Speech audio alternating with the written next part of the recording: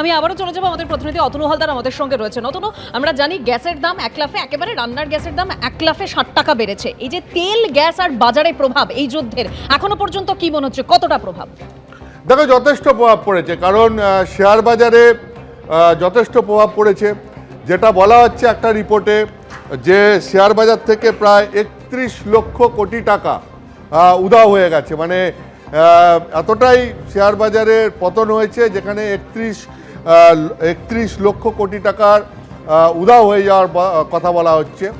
ফলে রীতিমতো চাপে এই মুহূর্তে শেয়ার বাজার। এক, দুই, যেটা তোমাকে বলছি সেটা হচ্ছে গ্যাসের দাম। তুমি জানো যে ইতিমধ্যেই রান্নার গ্যাসের দাম, যেটা সাধারণের বাড়ির, সেটা 14 কেজি সিলিন্ডার যেগুলো, সেগুলো 60 টাকা দাম বেড়েছে। আবার যেগুলো বাণিজ্যিক গ্যাসের সিলিন্ডার 19 কেজির, সেগুলোর 114 টাকা দাম বেড়েছে। বুকিং সিস্টেমে নতুন নিয়ম নিয়ে আসা হয়েছে, 25 দিনে একটার বেশি সিলিন্ডার বুক করা যাবে না। অর্থাৎ গ্যাসের দাম বেড়েছে এবং সেটাকে নিয়ন্ত্রণ করা হচ্ছে। একইভাবে পেট্রোলিয়াম, তার দামও বাড়তে পারে, অর্থাৎ পেট্রোল, ডিজেল এইসবের দাম বাড়তে পারে, এরকম একটা আশঙ্কা করা হচ্ছে। তার কারণ হরমুজ প্রণালীতে, যেখান দিয়ে ভারতের তেলের প্রায় 50% আসে, সেই হরমুজ প্রণালী ইরান বন্ধ করে রেখেছে। সেখানে ভারতের 37টা জাহাজ আটকে আছে। নতুন করে রাশিয়া থেকে তেল কেনার পরিকল্পনা করছে ভারত, তো সেই সমস্ত তেলও এখনও এসে পৌঁছায়নি। ফলে তেলের দাম বাড়ারও একটা আশঙ্কা রয়েছে। এক্ষেত্রে যেটা সরকারি সূত্র থেকে জানানো হচ্ছে, যে 70 টাকা ব্যারেল প্রতি বিশ্ববাজারে ক্রুড অয়েলের দাম, $70 ব্যারেল প্রতি বিশ্ববাজারে ক্রুড অয়েলের দাম ছিল। এখন সেই $70 দামটা বাড়তে বাড়তে প্রায় $100 ছুঁই ছুঁই।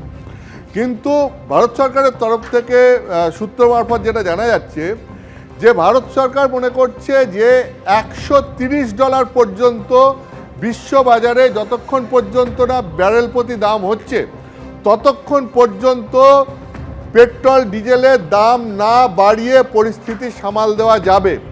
কিন্তু যদি $130 ওপর বিশ্ববাজারে ক্রুড অয়েলের দাম বেড়ে যায়, যে $130 ওপর বেড়ে গেল ব্যারেল প্রতি দাম, সেক্ষেত্রে পরিস্থিতি সামাল দেওয়া কঠিন হবে। সেক্ষেত্রে পেট্রোল ডিজেলের দাম তখন বাড়াতে হতে পারে, সেই আশঙ্কা রয়েছে। অন্যদিকে বিশ্ববাজার নিয়ে যারা খোঁজখবর রাখেন, সেই বিশেষজ্ঞরা আশঙ্কা করছেন, যে পরিস্থিতি চলছে, এই পরিস্থিতি যদি চলতে থাকে, তাহলে খুব তাড়াতাড়ি হয়তো বিশ্ববাজারে এই ক্রুড অয়েলের দাম $200 প্রতি ব্যারেল এরকম পৌঁছে যেতে পারে। সেক্ষেত্রে তেলের দামে বড়সড় প্রভাব পড়তে পারে, এই আশঙ্কা রয়েছে। তবে এখনও পর্যন্ত পরিস্থিতি সামাল দেওয়ার মতো জায়গায় রয়েছে বলে সরকারি সূত্রে খবর।